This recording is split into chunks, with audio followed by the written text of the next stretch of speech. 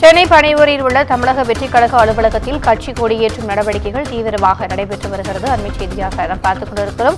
கூடுதல் விவரங்களை எமது தலைமை செய்தியாளர் சிவா வழங்க கேட்கலாம். வணக்கம் சிவா, இந்த பணிகள் குறித்தான கூடுதல் விவரங்கள். திவ்யா, தமிழக வெற்றி கழகத்தினுடைய கட்சி கொடி அறிமுக விழா என்பது 22ஆம் தேதி நடைபெறும் என்று தமிழக வெற்றி கழகத்தின் சார்பாக தெரிவிக்கப்பட்டிருக்கக்கூடிய நிலையில இந்த கட்சி கொடி அறிமுக விழாவுக்காக சென்னை பனையூரில் இருக்கக்கூடிய நடிகர் விஜயினுடைய அலுவலகம் தற்போது முழு வீச்சில் தயாராகி வருகிறது.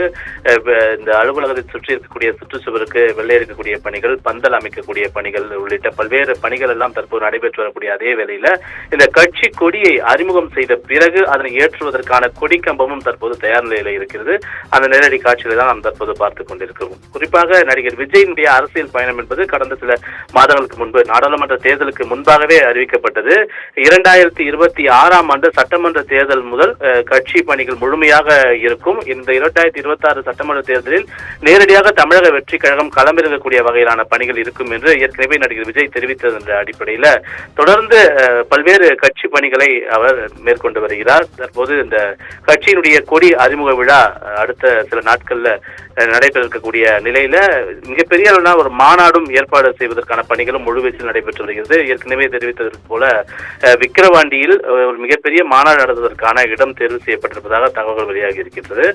எனவே அந்த அடிப்படையில் இந்த கட்சி கொடி அறிமுக விழாவில் கலந்து கொள்வதற்காக தமிழ்நாடு மட்டுமல்லாமல் புதுச்சேரி, கேரளா உள்ளிட்ட பல்வேறு மாநிலங்களில் இருக்கக்கூடிய தமிழக வெற்றி கழகத்தினுடைய பொறுப்பில் இருக்கக்கூடிய மிக குறுகிய ஆட்கள் மட்டும் சுமார் 300 பேர் மட்டும் இந்த கட்சி அறிமுக விழாவில் பங்கு கொள்வார்கள் என்ற ஒரு தகவல் என்பது தற்போது கிடைத்திருக்கிறது. அதோடு மட்டுமல்லாமல் இந்த கட்சி கொடி எவ்வாறு இருக்கும் என்ற ஒரு எதிர்பார்ப்பு அனைவர் மத்தியிலும் இருக்கிறது. எனவே இதனை மிகவும் ஒரு கூர்மையாக கவனித்து நடிகர் விஜய் இதில் ஒரு தனி கவனம் செலுத்தி இந்த கட்சி கொடியை தயாரிக்கக்கூடிய பணிகளில் ஈடுபட்டிருந்தார் என்ற ஒரு தகவலும் இருக்கிறது. ஏனென்றால் அனைத்து சமுதாய மக்களையும், அனைத்து சமுதாய மக்களுடைய வாக்குகள் கவரக்கூடிய வகையில் தான் இந்த கட்சி கொடி இருக்க வேண்டும் என்று நடிகர் விஜய்க்கு பல்வேறு அறிவுரைகள் கட்சியினுடைய மூத்த நிர்வாகிகள் தரப்பிலிருந்து வழங்கப்பட்டு வந்த நிலையிலேயே அதற்கு விஜயும் ஒப்புதல் அளித்தது போலவே வெள்ளை, நீலம், மஞ்சள் என்ற இந்த 3 நிறங்கள் இந்த கட்சி கொடியில இடம்பெற்றிருப்பதாக தகவல் வெளியாகி இருக்கின்றது. அதே போல ராஜா காலத்தில்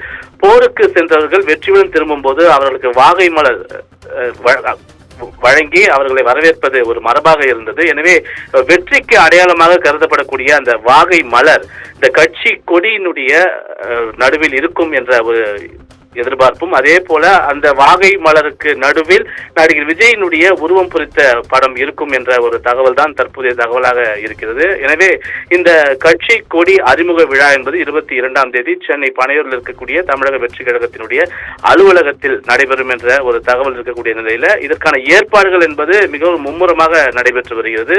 வெறும் குறுகிய ஆட்கள், குறுகிய கட்சி நிர்வாகிகள் மட்டுமே பங்கு கொள்ளக்கூடிய வகையில அவர்களுக்கு மட்டுமே இந்த அழைப்பு என்பது தற்போது விடுக்கப்பட்டிருக்கிறது.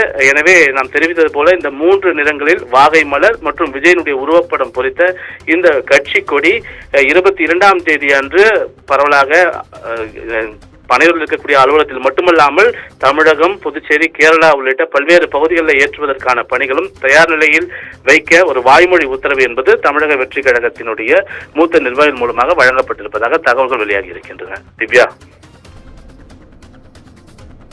விரிவான தகவல்களுக்கு நன்றி சிவா.